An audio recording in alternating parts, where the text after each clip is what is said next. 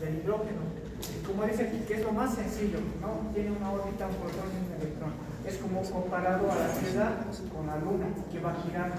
Pero así como una ardilla o una mariposa en un jardín puede causar una tormenta náutica.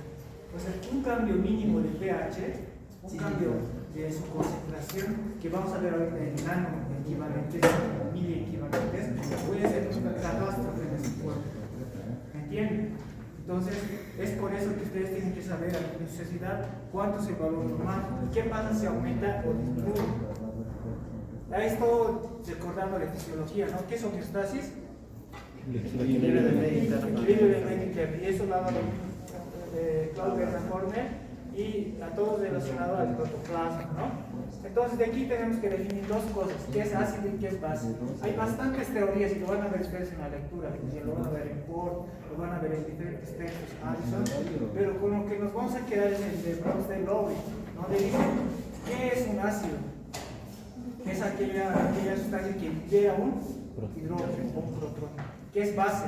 Es aquella que acepta o capta un protón. ¿Me entienden?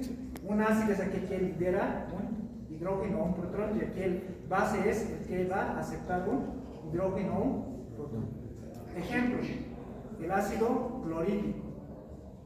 El ácido clorhídrico se va a descomponer en un hidrógeno y cloro.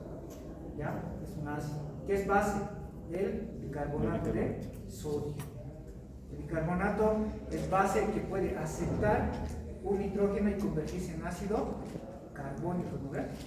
¿Se dan cuenta? Entonces, eso nos vamos a quedar con la teoría más utilizada o más de Bronsted-Lowry, donde dice que un ácido es aquella sustancia capaz de liberar un hidrógeno y base es aquel de aceptar un hidrógeno. ¿Se dan cuenta?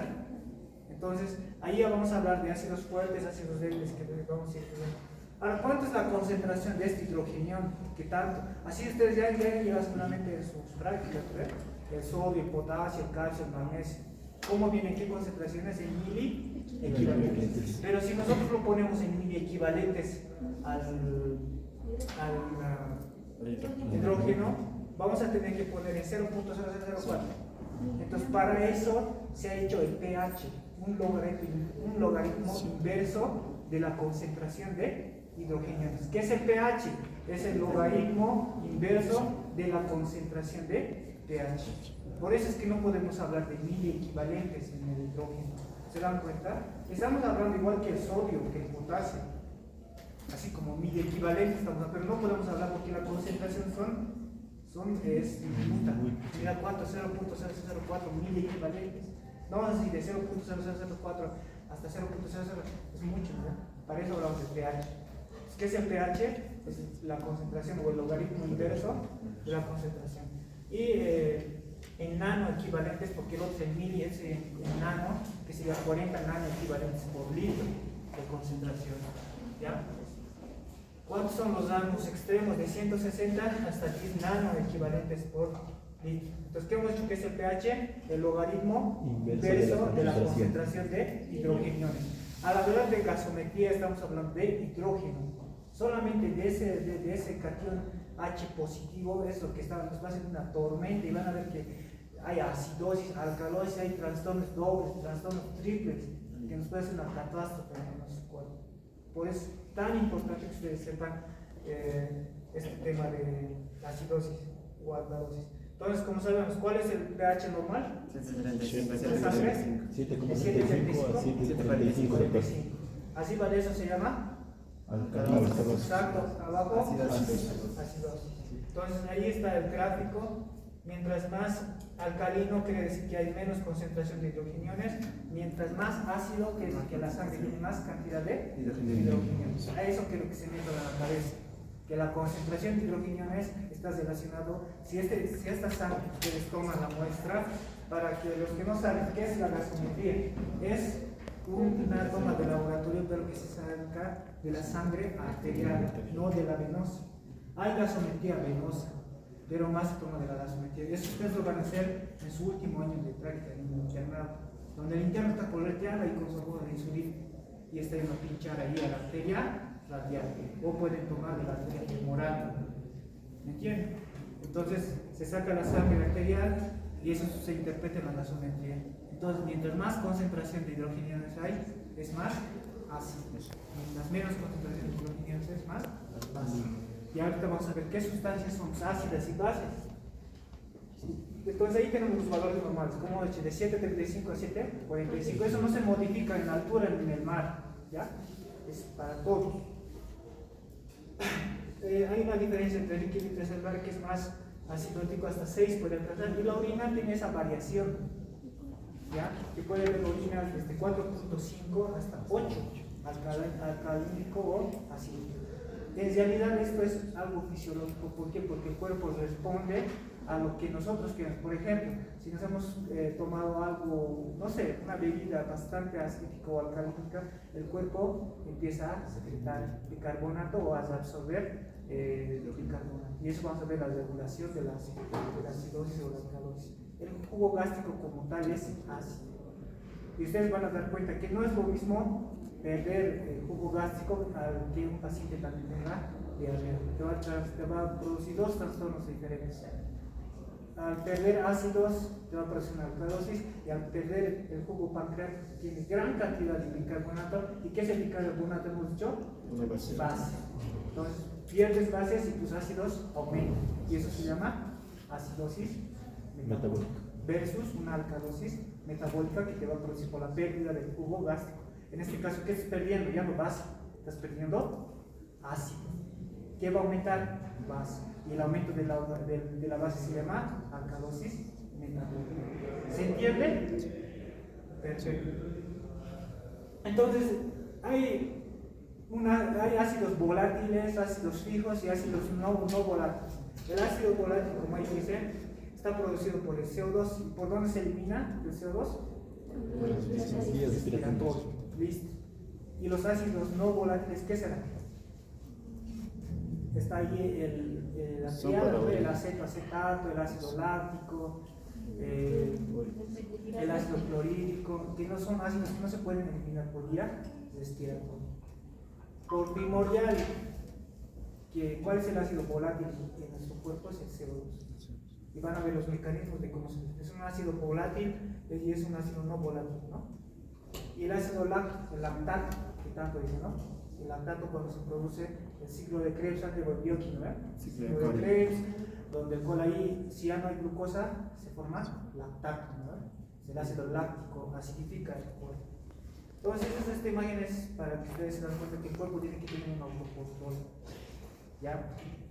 Es difícil autocontrolarse si es que realmente estos sistemas buffers, que no son sistemas buffers de primera, segunda y tercera línea, no funcionan, el cuerpo se va a descontrolar. No es señal, está ahí, no sabe qué hacer. ¿Entienden? ¿Ya? Entonces, veremos los sistemas. Hemos dicho primera línea de defensa, el sistema amortiguador tanto del LEC, LIC y del sistema tubular. ¿Qué es LIC para que los que no me entiendan? Líquido intra, LEC, líquido extra. Sencillo, ¿no? Estamos hablando en chino. La segunda línea de defensa es el sistema respiratorio, y la tercera línea de defensa es el sistema renal. ¿Listo? Entonces, estos sistemas, ¿para qué funcionan? Funcionan para amortiguar el cambio del pH. ¿Qué quiere decir?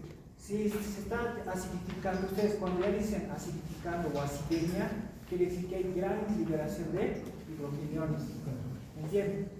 Entonces, ¿qué tienen que hacer? Es amortiguar. ¿Qué es la palabra amortiguar? Tratar de reponer o amortiguar, o sea, que no produzca daño. O sea, si se está liberando gran cantidad de hidrogeniones, también tienen que ver bases que traten de ¿qué hemos dicho que era base? Aquella sustancia capaz de aceptar. Entonces, en una sangre ácida hay gran cantidad de hidrogeniones. Entonces, lo que tienen que hacer es que se libere más bases para que capten esos hidrogeniones y se amortiguen, no se vuelven más ácidos. Para eso es los sistemas de amortiguador. Ahí está un amortiguador con un hidrogenión, listo, se une y ya no es ácido, es un ácido débil. Si el hidrógeno solo era un ácido fuerte, se une con un amortiguador como el bicarbonato y se vuelve un ácido débil.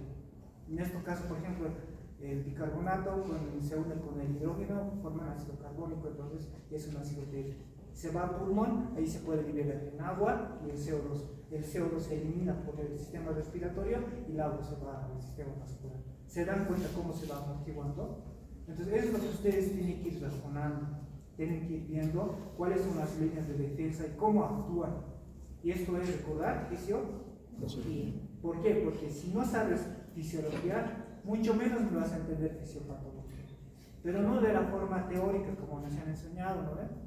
La forma más didáctica, como les he dicho a mi grupo, son haciendo esquemas, todos esquemas, ¿ya?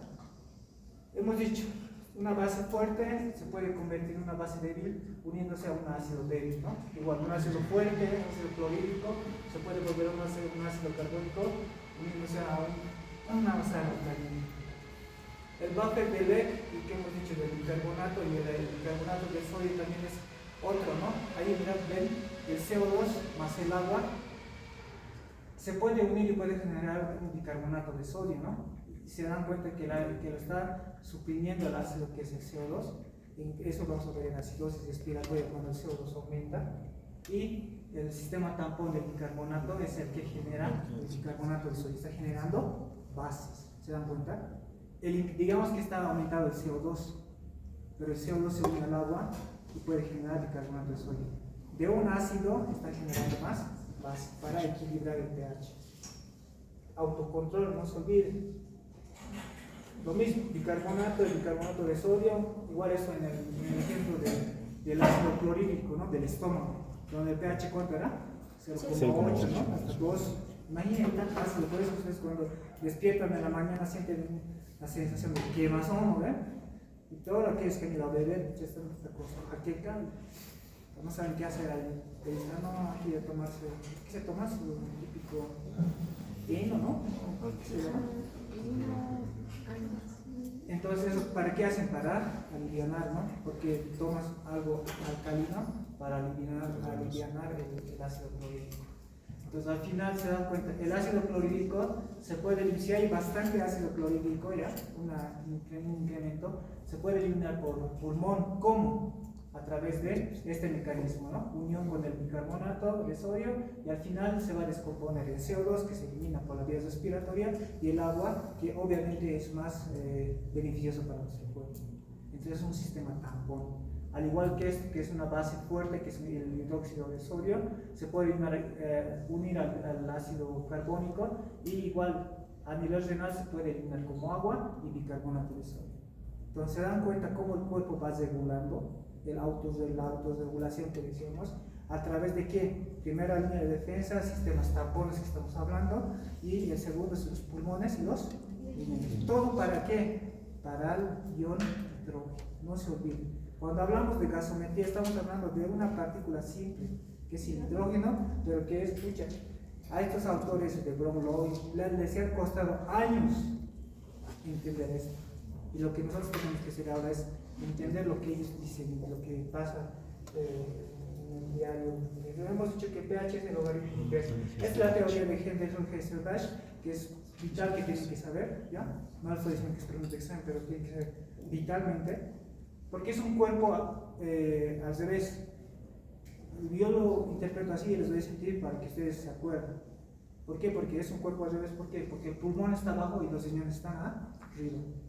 Se dan cuenta que el pH es igual al pKi más el logaritmo del CO2 más el ácido carbónico y arriba está el bicarbonato del riñón, es el que regula el bicarbonato, por eso les digo que es un nombre al revés. Recuerden que está que la cabeza abajo y los pies arriba. ¿Me entienden? Para que no se olviden. Teoría de Hasselbalch. CO2 abajo, bicarbonato arriba. ¿Entendido esa teoría? ¿Para qué me sirve esto? Para identificar los trastornos vasculares. Respondieron que es la teoría de Henderson Hasselbalch, es una ecuación que es relación el logaritmo con el bicarbonato sobre el CO2 más el ácido carbónico. Pulmón y riñón. Buffer de Leck obviamente está por las proteínas. El Leck ya hemos dicho, ¿no? Hemos dicho que el bicarbonato de sodio, el ácido clorhídrico. Ahora el Leck está regulado por las proteínas. Aunque no lo crean, las proteínas son reguladores de la captación de hidrógeno o la liberación de hidrógeno también. ¿Ya? Y el otro sistema que es el buffer de líquido tubular, que está más que todo regulado por el fosfato. El fosfato o el monofosfato o el monohidrógeno de fosfato o el dihidrógeno de fosfato son los dos iones que regulan igual la captación o liberación de hidrógenos. ¿Ya? Creo que tengo una imagen. Y estos se liberan obviamente por los riñones, ¿no? Entonces la captación o liberación por este sistema de primera línea, como es el líquido tubular de los riñones, está precedido por este sistema. ¿Ya? Vamos a pasar un poco rápido y dar las cosas que estoy corriendo porque después al entrar no me preguntó, tengo examen, que no, tengo que hacer esto y pues estamos haciendo rápido. Es la primera línea de defensa. Entendido, ¿no? Si se dan cuenta, son pequeñas cosas que hemos visto proteínas, hemos visto el ácido clorhídrico, el bicarbonato, que son primera línea de defensa y actúan en segundos, así. La segunda línea de defensa es el pulmón. ¿Cómo actúa el pulmón? Vamos a pasar un poco rápido. El pulmón está regulado por el CO2, ¿ya? Entonces, cuando el CO2 se incrementa, es un ácido volátil, hemos dicho, ¿no? Entonces, al incrementarse el ácido volátil, activa el centro respiratorio, incrementando la frecuencia respiratoria. Por eso, alguna vez han pasado emergencias, ¿no? O bueno, van a pasar. Van a ver a diabéticos cuando tienen un trastorno agudo, por ejemplo, una cetoacidosis diabética. ¿Saben qué es la respiración de Kussmaul? Sí, es una respiración muy rápida. Rápida, ¿no ven? ¿Y qué pasa? ¿Por qué creen desde esa lógica que ese paciente respirando siempre? Porque quiere liberar mayor cantidad de CO2. Porque quiere liberar todos los hidrógenos que se puedan. Pero, ¿quién está generando esos hidrógenos? En la diabetes, así para ir de forma rápida, se forma lactato. Porque ese paciente está deshidratado. Los 4 P's del diabético, ¿quién no saben? Bolivia, el paciente está sediento, no tiene glucosa, está ahí, no tiene insulina, entonces se forma lactato. Genera gran cantidad de ácido láctico y como no tiene liberación por vía renal, entonces empieza a utilizar el pulmón para tratar de botar CO2 y bajar la concentración de pH en la sangre. Entonces, cualquier trastorno que eleve la concentración de hidrógeno, si se vuelve ácido, el pulmón es el primero en responder. Por eso la respiración de Kussmaul está tratando de botar todo ese hidrógeno. ¿Se dan cuenta? Ahora ya se dan cuenta por qué ese paciente está tan agitado, no solo porque no está mal, duele, no, o el dolor que provoca, sino es porque tiene una respuesta respiratoria. Entonces, el centro respiratorio es un centro, eso ya en su práctica lo van a ver. En todo el cuerpo hay quimio, receptores, a nivel de globos cariotídeos. Ellos son los encargados de ver la concentración de CO2. Cuando este incrementa, entonces inmediatamente avisa al centro respiratorio y ahí dice, ¿está elevado o está bajo? Si está elevado, entonces CO2 elevado empieza a botar el CO2 bajo, entonces empieza a definir. Está apenas respirando. Por ejemplo, cuando hay una alcalosis metabólica, o sea, crece alcalosis, aumento de bases, ¿ven? Pero por el bicarbonato, aumento de bicarbonato, base. ¿Qué pasa? Necesita ácidos, porque los de base están elevados y los ácidos están bajos. A eso se llama alcalosis, pero de tipo metabólico. Entonces, lo que para compensar el pulmón, ¿qué va a hacer? ¿Va a hiperventilar? No, ¿no ven? ¿Por qué? Porque si no estaría bajando, sigue el CO2. Entonces va a tener que usar CO2 y subir los ácidos para que sea igual. ¿Se dan cuenta? De esa forma regula por la hiperventilación y por la hipoventilación, dependiendo de la concentración de CO2 los quimios receptores. Esto es igual un índice que va desde el índice de la ventilación, mientras más sea esta se va a controlar el pH, ¿no? Ahí ven la curva de regulación. Esta al revés, ¿no? Mientras menos alcalina está, entonces se va a empezar a decrementar. Y la última línea de defensa para controlar es el riñón. El riñón puede botar, como les he dicho, una orina ácida o una orina alcalínica. El pH varía como 8, de 4,5 hasta 8.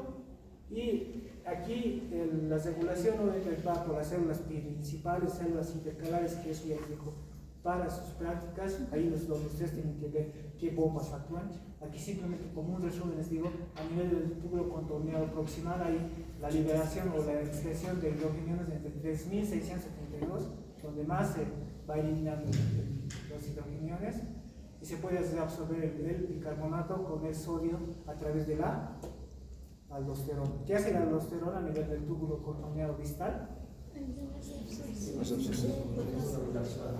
¿Absorbe potasio o elimina? Elimina potasio y absorbe. Exacto. Por eso los que tienen hiperaldosteronismo tienen hipocalemia. Escucha, yo soy capísimo de hidroelectrolíticos. Ya no les puedo decir nada. Entonces ahí decimos, un ion secretado es igual a un bicarbonato reabsorbido. Por cada ion que se reabsorbe, como hemos dicho, más y mayor cantidad a nivel del túbulo contorneado proximal, es el reabsorbido del bicarbonato. La secreción de hidrogeniones en el túbulo proximal, rama ascendente, como hemos dicho, y aquí hay dos tipos de células que vamos a ver: las intercalares, las células principales, ¿no? Al igual, como decíamos, el bicarbonato se reabsorbe, aquí está, ¿no? El sodio se reabsorbe, se elimina un ion hidrógeno, este se vuelve a descomponer en CO2 y agua. El CO2 obviamente por difusión simple, ¿no? Porque esa no necesita un transportador o un canal. El CO2 se hace una difusión simple con el agua, por la anhidrasa carbónica genera el bicarbonato, fíjense, un bicarbonato y un hidrógeno de hidrógeno. Entonces esa es la teoría que a nivel renal, cómo se controla el tercer mecanismo de defensa mediante la secreción de un ion hidrógeno y una absorción de bicarbonato. ¿Se dan cuenta? ¿No? Por ejemplo, si hay gran cantidad de hidrogenados en nuestro cuerpo, lo que va a hacer es que este sistema aumente, se vaya eliminando más hidrogenado. ¿Eso qué va a hacer? Que la orina se vuelva más ácida. Ahora, si hay menos cantidad de hidrogenados en nuestro cuerpo, ¿qué va a pasar?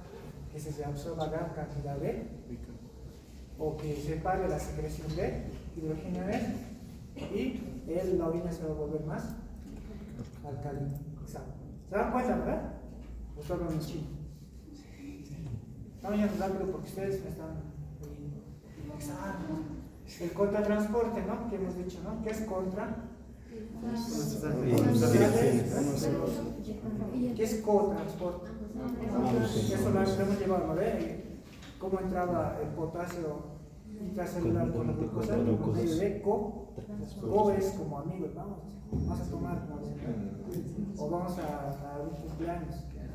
Eso es cotransporte. Pues, muchos lo confunden cotransporte con contra. Contra es uno tras otro, ¿no? Tú entras y vas. Entonces así, ¿ya? Contratransporte. ¿Qué más? A nivel distal, como decíamos, las células intercalares es donde se genera esto.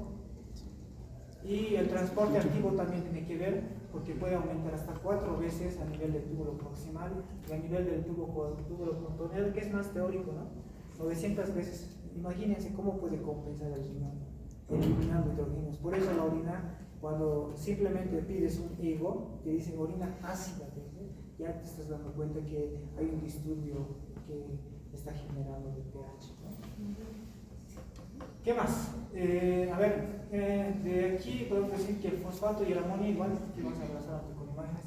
Hemos dicho que el monofosfato o el difosfato de hidrógeno de sodio puede generar también la regulación del pH, eliminando un ion hidrógeno y absorbiendo sodio. Ahí está el monofosfato de sodio o el difosfato de sodio a nivel de la orina. Este es igual el amortiguador amonio, que es el amoníaco, es el H3 y el amonio es el NH4, ¿no? Lo mismo, aquí viene el sistema de la glutamina incluso, ¿no? La glutamina baja se une con el amonio y esta se absorbe para absorber el sodio y se elimina el amonio. Pues si se dan cuenta, el amonio tiene H, hidrógeno más, entonces va regulándose con ese mecanismo. Igual este sistema del ATPasa va a hacer que se vaya generando ácido carbónico a través de la... Esta enzima les van a preguntar a los farmacólogos. ¿Qué es la membrana carbónica? Digo, ya les han preguntado. Seguro toda esa combinación para generar. Igual, absorción del sodio con la eliminación de un hidrógeno. Entonces, la generación de dos bicarbonatos por la vitamina y por la bomba sodio-hidrógeno. A nivel de sólidos intercalares, son los principales. Listo. Hasta aquí quedaremos con esta brillante. Esto es todo lo que ustedes van a llevar en de estas dos clases. Hoy y a la siguiente semana. Que no me sepan esto es terrible, porque es lo más sencillo. Si a grandes investigadores les ha costado años en aprender ácido base, a ustedes solamente es cosa de leer y que ustedes se empiecen. Entonces, ¿qué pasa? Hay una muestra de sangre. ¿Qué es lo primero que tengo que hacer? Ver el pH. Si el pH está mayor a 7.45, ¿qué es? Alcalosis. Si el pH está menor a 7.35, ¿es? Acidosis. Listo. En la alcalosis y la acidosis se van a subdividir, ya sea en trastorno metabólico o trastorno respiratorio. Cuando hablamos de alcalosis metabólica, ¿qué quiere decir? Que el bicarbonato está incrementado. Métanse a la cabeza, si metabólico dice es bicarbonato, ya, en ese trastorno. Si es respiratorio es CO2. Listo. Entonces, ¿cómo va a estar en alcalosis metabólica? El bicarbonato elevado. Nada más. ¿Cómo va a estar en alcalosis respiratoria? CO2 bajo. ¿Ya? Entonces, alcalosis siempre métanse en la cabeza que hay una disminución de los hidrogeniones, ¿ya? Y hay incremento de las bases. Si dice alcalosis metabólica, hay incremento del bicarbonato. Si dice alcalosis respiratoria, aquel señalando, pero el CO2 no, si está elevado, me va a generar acidosis respiratoria, porque el CO2 es un ácido volátil. Y si es una acidosis respiratoria y si es una acidosis metabólica, el bicarbonato va a estar disminuido. El bicarbonato va a estar disminuido porque hay ácidos que se están incrementando. Si se dan cuenta, es como una balanza. Aquí está bicarbonato y aquí está CO2. Y ahí se dan cuenta. Si el bicarbonato baja, hay acidosis metabólica. Si el CO2 sube, no, ya, es respiratorio, CO2, acidosis respiratoria. Entonces todo es un equilibrio, ¿ya? Entonces es lo que ustedes tienen que manejar. Y para esto hay un mecanismo de siga la flecha. Si el CO2 baja, tiene que bajar el bicarbonato, porque hemos dicho que primera, segunda y tercera línea de defensa. La primera actúa rápido, la segunda igual, en minutos, y el riñón es el último en responder en horas o días. ¿Ya? Por eso a mi grupo no que me digan el día lunes, doctor, está con una acidosis metabólica en proceso de compensación, o se está compensando. No hay eso. ¿Ya? No hay un proceso de compensación, no hay estadios de compensación. Eso es solamente para la parte respiratoria, pero para uno metabólico, como tal, el pulmón, como hemos dicho, actúa rápido en segundos.